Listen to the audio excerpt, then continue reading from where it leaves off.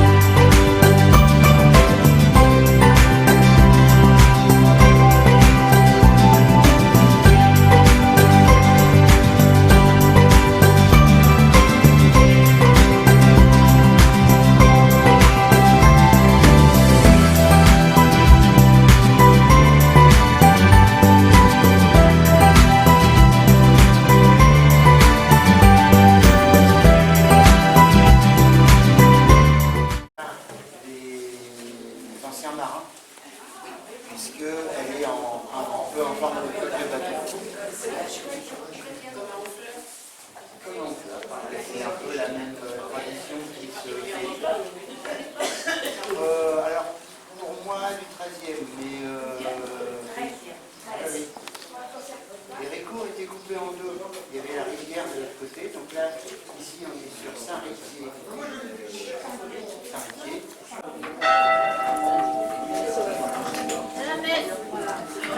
Et vous la voyez à travers les villes. Les statues qui ont été restaurées à travers en 2000, repeintes. Mais voilà, parce que sur l'autre, il y a une et on voit bien la rivière qui est parallèle avant de rejoindre. Là, on voit.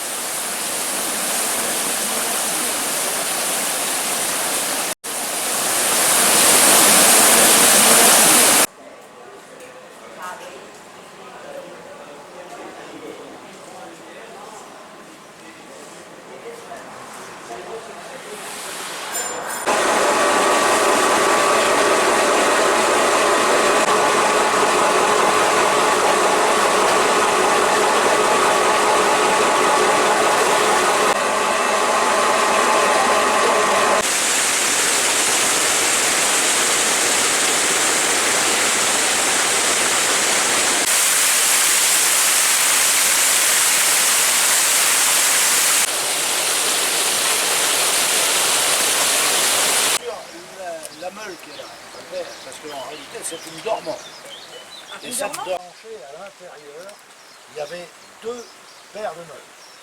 Donc, quand on parle de paires de meubles, c'est des meubles à plat, qui sont réglés pile de niveau, par des petits vérins. Et donc, la meule tournante vient tourner au-dessus, elle est entraînée par un système de levier sur capodine. Comme on fait tourner la meule tournante à l'envers et les camions qui sont là, ça ramène tout vers l'intérieur, mais pour un moment, ça finit dans la gourde. Et ça, après, ça descend. Donc c'est surtout ça, il y avait 2 paires de meules, ici au Moulin, jusqu'aux années 1920. Là, on a modernisé le moulin, on a mis à l'époque en minoterie. Là, il était salé jusqu'en bas. La pierre, à l'époque, est restée d'origine. On a expliqué Mario un peu plus là, mais c'est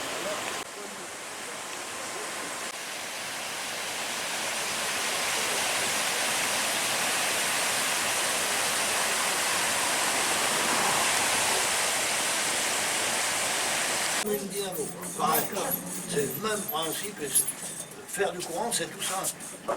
Mais on a été riche, on a vu l'électricité arriver, un interrupteur, on en prend quand on veut. Bon, mais moi je veux bien, mais abandonner tout ça, alors 1920, la meunerie était encore riche, 1930, non, ça ne va pas le faire, il faut vous grouper, on entend ça tous les jours. On a fait les grands moulins, on a supprimé les petits moulins, tout du moins une partie. Après la guerre, après le monopole EDF, on s'est retrouvé en 96, où là, moi je fais partie de ceux qui ont demandé à accéder au réseau.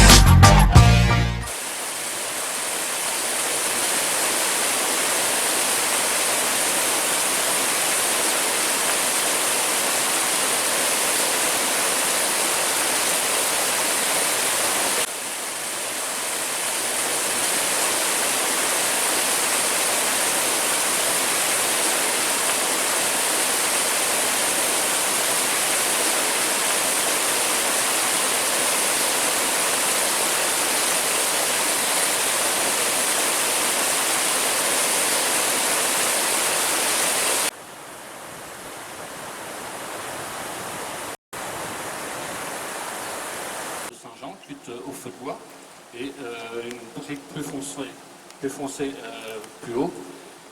Donc là, on avait déjà du four à bois. À charbon, pardon. Les travaux ont consisté, comme je disais, à surélever à 3 mètres le rez-de-chaussée et ajouter un étage.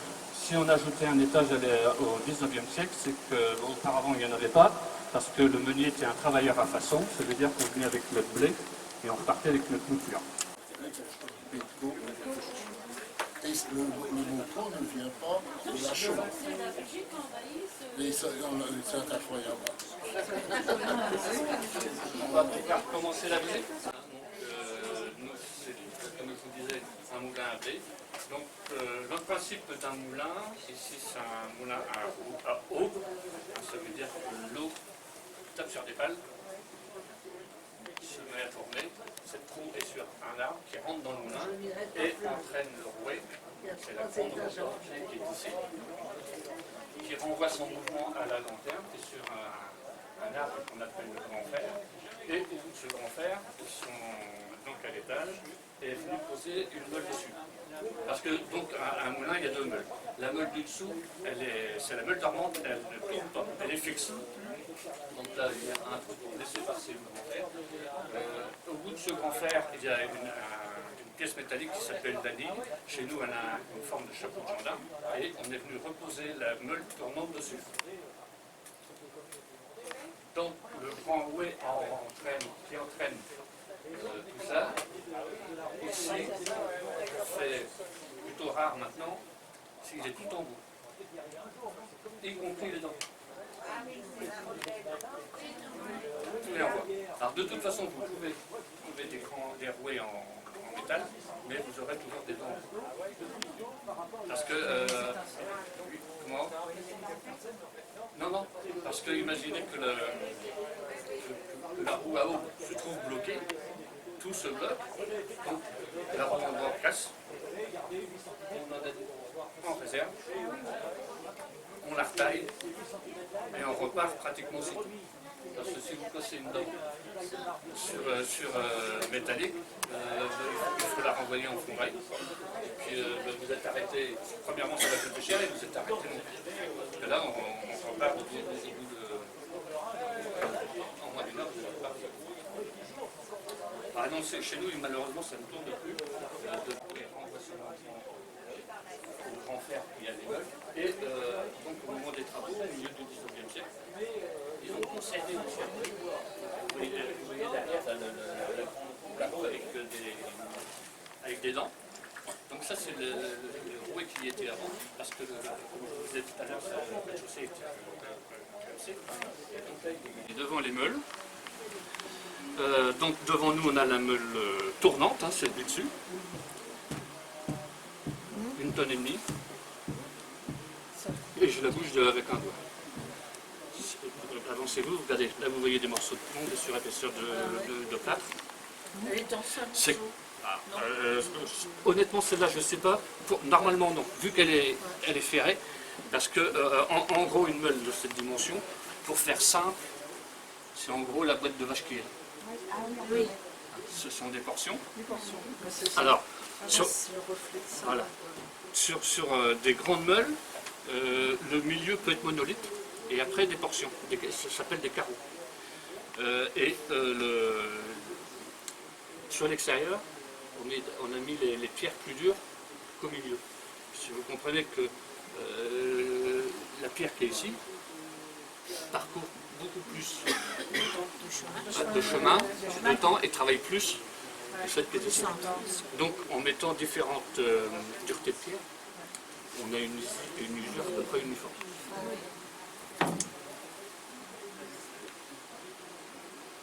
Donc le principe c'est de mettre du blé dans l'eau qui est ici,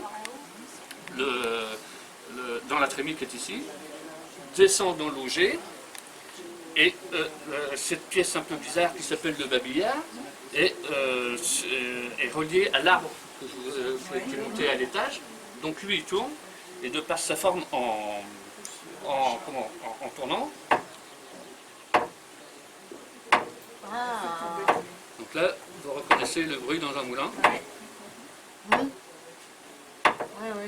Donc ça donne les vibrations et le blé descend tout doucement.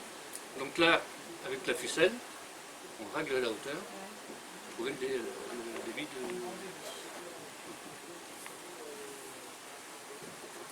de... Donc là vous voyez une cloche avec un bout de chiffon ou un bout de morceau de bois qui était là-dedans, et une fois qu'on avait rempli, était emprisonné. Et quand la trémie était vide, ça voulait dire que la trémie était vide, il fallait recharger. Bon, s'il n'avait pas entendu, donc là il y avait cette pièce-là qui, bon, là elle est mobile, mais normalement elle est fixée sur l'arbre, et en tournant, on remettait un petit coup pour, au cas où, voilà, au cas où qu'il soit resté endormi, ça faisait rappeler qu'il fallait remettre du blé, parce qu'il fallait incendie qu'il y a eu en 1884, on envoie les stigmates là sur la poutre. Bon, apparemment, ça n'aurait pas pris ici dans les meules, ça aurait pris dans un appareil qui était là, juste là derrière. Mais bon, en 1884, apparemment, il y a eu un incendie assez conséquent. Bon, ils n'ont pas changé la poutre, mais il y a eu pas mal de pièces à remplacer. Donc on part du blé pour obtenir une mouture. Au départ, on a juste une mouture. Et donc les meules sont striées, hein. Bon, ça rappelle un peu ça. Régulièrement, voire au moins une fois par an, il faut faire le repiquage, hein. Donc c'est refaire les sillons. Donc on enlevait toute la cuivrerie bois. On basculait la meule là sur le côté, hein, comme vous voyez sur les photos qui sont là. Quand on a fabriqué les meules, on a inséré dans le flanc de la meule du dessus un appareil métallique qui est de cette forme-là, qu'on appelle une queue d'aronde. Et pour pouvoir les basculer, on